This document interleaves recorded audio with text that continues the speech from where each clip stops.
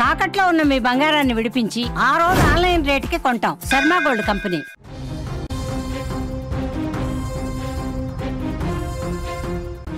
ఎర్రకోట పేలుడికి సరికొత్త లింకులు వెలుగులోకి వస్తున్నాయి. ఈ లింకుల్లో అత్యంత ముఖ్యమైన ఒక మహిళా ఉగ్రవాది పేరు ఇప్పుడు తెరపైకి వచ్చింది. ఆ మహిళా ఉగ్రవాది ఎవరో కాదు, షాహీన్ షాహిద్. ఇప్పుడు చూడండి, ఈమె పేరు షాహీన్. ఈవిడను చూస్తే ఎవరైనా ఉగ్రవాది అనుకుంటారా? ఈవిడను చూస్తే ఎవరైనా ఉగ్రవాది అని అనుమానిస్తారా? ఈ షాహిద్ పాత్ర కూడా ఢిల్లీ ఎర్రకోట మెట్రో స్టేషన్ దగ్గర జరిగిన పేలుడుతో, బాంబు పేలుడులో చాలా స్పష్టంగా కనిపిస్తుంది. ఈ షాహీన్ ఎవరో కాదు, మసూద్ అజార్ చెల్లెలు సాదియా అజార్ నడిపిస్తున్న కొత్త ఉగ్రవాద సంస్థ జామత్ ఉల్ ముమినాత్. ఏదైతే మహిళా విభాగం ఉందో జైషే మహమ్మద్లో, ఆ మహిళా విభాగం జమాత్ ఉల్ ముమినాత్లో కీలక సభ్యురాలు సాదియాకి ఇండియాలో ఈమె ప్రతినిధిగా పనిచేస్తున్నట్టుగా తెలుస్తుంది. జమాత్ ఉల్ ముమినాత్ భారతదేశ వ్యాప్తంగా పేద ముస్లిం మహిళల్ని టార్గెట్ చేసింది. అలాగే ఉగ్రవాద భావజాలం ఉన్న వాళ్ళు, లేకపోతే తీవ్రమైన భావజాలం ఉన్న ముస్లిం మహిళల్ని తమ సంస్థలో చేర్చుకొని భారతదేశంలో విధ్వంసాలకి ప్లాన్ చేస్తోంది జమాత్ ఉల్ ముమినాత్. సాదియా నడిపిస్తున్న జమాత్ ఉల్ ముమినాత్లో భాగమైన ఈ షాహిద్ భారతదేశానికి జమాత్ ఉల్ ముమినాత్ బాధ్యురాలుగా కూడా పోలీసులు అనుమానిస్తున్నారు. అయితే ఈ షాహీన్ ఏం చేసింది అంటే, ఫరీదాబాద్లో ఉన్న ఎవరైతే ముజమ్మిల్ షకీల్ ఉన్నాడో, డాక్టర్ ముజమ్మిల్ షకీల్తో కలిసి అల్ ఫలాహ్ కాలేజ్లో కలిసి పనిచేసింది. ఇతనే మీ స్క్రీన్ మీద కనిపిస్తున్నాడు. ఈ షకీలే కీలక సూత్రధారిగా తెలుస్తున్నాడు. ఈ షకీలే ఫరీదాబాద్ మాడ్యూల్ని రన్ చేస్తున్నాడు. ఈ షకీల్ ద్వారానే దేశవ్యాప్తంగా పేలుళ్ళకి జైషే మహమ్మద్ కుట్ర చేసినట్టుగా తెలుస్తుంది. అందుకనే ఇంటెలెక్చువల్ ఉగ్రవాదులను ఎంచుకుంది, ముఖ్యంగా డాక్టర్లను ఎంచుకుంది జైషే మహమ్మద్. డాక్టర్లు మీరు ఒకసారి లెక్క చూడొచ్చు. మనం ఒకసారి స్పష్టంగా చూస్తే ఆదిల్ అహ్మద్ ఎవరైతే యూపీలోని సహరాన్పూర్లో అరెస్ట్ అయ్యాడో, ఆదిల్ అహ్మద్ కూడా డాక్టరే. అట్లాగే ముజమిల్ షకీల్ కూడా డాక్టరే. అట్లాగే షాహీన్ కూడా డాక్టరే.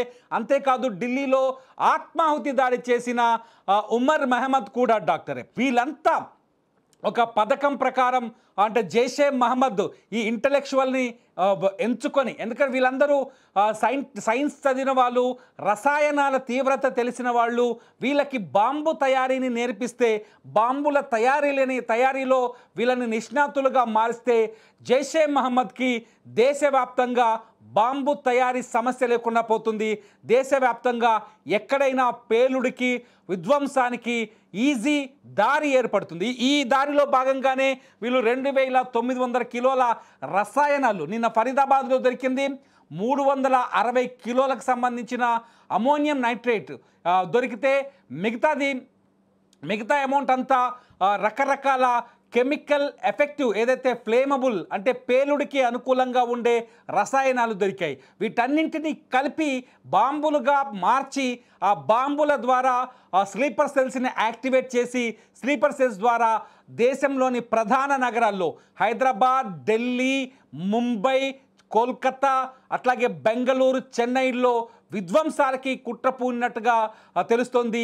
ఈ ఆపరేషన్ వెనుక జైషే మహమ్మద్ ఉన్నట్టుగా తెలుస్తుంది. ఈ ఆపరేషన్కి షాహీన్ పూర్తి స్థాయి మద్దతు ఇచ్చింది. ఫరీదాబాద్లో ఏదైతే పేలుడు మెటీరియల్ దొరికిందో ఆ మెటీరియల్కి ఈమెకి సంబంధం ఉంది. అట్లాగే ఫరీదాబాద్లో అరెస్ట్ అయిన షకీల్ కూడా ఈమె పేరు చెప్పాడు. షకీల్ ఈమె పేరు వాంగ్మూలంలో చెప్పడంతోనే ఉత్తరప్రదేశ్ రాజధాని లక్నోకి వచ్చి, లక్నోలో ఆమె నివాసం ఉంటున్న లాల్బాగ్లోని ఆమె ఇంటికి వెళ్ళారు పోలీసులు. ఇంటికి వెళ్ళి ఆమె మారుతి కారులో చెక్ చేస్తే ఒక రైఫిల్ కూడా దొరికింది. రైఫిల్ దొరకడంతో షాహీన్ పోలీసుల ముందు వాస్తవాన్ని అంగీకరించింది. ఏదైతే ఉమర్ మహమ్మద్ ఉన్నాడో, ఢిల్లీలో పేలుడు జరిపిన ఉమర్ మహమ్మద్, షాహీన్, అట్లాగే ముజమ్మిల్ షకీల్, అట్లాగే ఆదిల్ అహ్మద్ వీళ్ళంతా ఒకే ప్లాన్తో ఉన్నారు. వీళ్ళందరి లక్ష్యం ఒకటే. వీళ్ళ వెనకాల ఉన్నది చాలా స్పష్టంగా జైషే మహమ్మద్, మసూద్ అజార్ చెల్లెలు సాదియా అజార్. వీళ్ళిద్దరూ కలిసి మసూద్ అజార్, జైషే మహమ్మద్ సంబంధించిన మసూద్ అజార్ తయారు చేసిన ప్లాన్ని సాదియా అజార్ అమల్లోకి తీసుకొచ్చింది. సాదియా అజార్ ద్వారా ఈమెకు షాహీన్కి ఈ ప్లాన్ వచ్చింది. షాహీన్ నుంచి ఈ మిగతా డాక్టర్లందరికీ ప్లాన్ వెళ్ళింది. వీళ్ళందరూ కలిసి ఏకకాలంలో దేశంలో వరుస పేలుళ్ళకి ప్లాన్ చేయాలనుకున్నారు. అయితే జమ్మూ కాశ్మీర్ అనంతనాగ్లో వీళ్ళు చేసిన మిస్టేక్ ఏంటంటే జమ్మూ కాశ్మీర్ అనంతనాగ్లో పోలీసులకు భద్రతా బలగాలకు వ్యతిరేకంగా కొన్ని పోస్టర్లను అతికించారు జైషే మహమ్మద్ పేరుతో. ఆ పోస్టర్లు ఎవరు తయారు చేశారు, ఎవరు అతికించారు, లింక్స్ ఏంటని అక్కడి కశ్మీర్ పోలీసులు ఆరా తీస్తే దాని లింకు ఫరీదాబాద్లో తేలింది. ఫరీదాబాద్లో ఉన్న ఈ ఫలాహ్ యూనివర్సిటీకి లింక్ అని తేలింది. ఫలాహ్ యూనివర్సిటీకి వచ్చి ఆరా తీస్తే ఫస్ట్ ఆదిల్ అహ్మద్ దొరికాడు. ఉత్తరప్రదేశ్లోని సహరాన్పూర్లో ఆదిల్ అహ్మద్ని 4 తగిలిస్తే వీడు ముజమ్మల్ షకీల్ దొరికాడు. ముజమ్మల్ షకీల్ని పట్టుకుంటే ఆటోమేటిక్గా షాహీన్ దొరికింది. షాహీన్ దొరికిన తర్వాత ఢిల్లీలో నిన్న మధ్యాహ్నం నుంచే కొంత హడావిడి కనిపించింది. ఉమర్ మహమ్మద్ని పట్టుకునే ప్రయత్నం చేశారు పోలీసులు. ఈ విషయం ఎప్పుడైతే ముజమ్మల్ షకీల్ దొరికిపోయాడో, ముజమ్మల్ షకీల్ దొరికిన మరుక్షణమే ఉమర్ యాక్టివేట్ అయ్యాడు. ఉమర్ ఎట్టి పరిస్థితుల్లో తమని పోలీసులు పట్టుకుంటాడని నిర్ణయించుకున్న ఉమర్ ఎట్టి పరిస్థితుల్లోనూ ఏదో ఒక విధ్వంసం చేసి తీరాలని నిర్ణయించుకున్నాడు. ఉమర్ కూడా డాక్టరే కాబట్టి అతను తన కారులో ఏదైతే మనం ఇంతకుముందు చూసాం HR-26 CE 7674 అనే కారులో పేలుడు పదార్థాలన్నింటినీ నింపుకొని నేరుగా ఎర్రకోట పార్కింగ్కి వచ్చాడు. ఎర్రకోట పార్కింగ్లో మధ్యాహ్నం నుంచి ఉన్నాడు. సాయంకాలం 6:45 ప్రాంతంలో ఎర్రకోట మెట్రో స్టేషన్ గేట్ నెంబర్ 1 దగ్గర వచ్చేసి అక్కడ కొంత టైం స్పెండ్ చేశాడు. 6:52 పేలుడు జరిపి మొత్తం విధ్వంసానికి కారకుడయ్యాడు. ఈ పేలుడులో ఆత్మాహుతి దాడి చేశాడు ఉమర్ మహమ్మద్. ఆత్మాహుతి తను కారులోనే ఉన్నాడు. పేల్చుకున్నప్పుడు తను కారులో ఉండే ఈ పేలుడు జరిపాడు. కారుతో పాటు అక్కడున్న కార్లన్నీ పేలిపోయాయి. 9 మంది ప్రాణాలు కోల్పోయారు. చాలామంది ఇంకా ప్రాణాలతో పోరాటం చేస్తున్నారు. మొత్తంగా ఈ ఆపరేషన్ మొత్తం ఢిల్లీలో ఎర్రకోట బ్లాస్ట్తో బయటకు వచ్చిన ఈ ఆపరేషన్ వెనుక జైషే మహమ్మద్ ఉంది. జైషే మహమ్మద్ వెనుక పాకిస్తాన్ ఉంది. ఆపరేషన్ సింధూర్లో జైషే మహమ్మద్ తీవ్రంగా దెబ్బతిన్నది.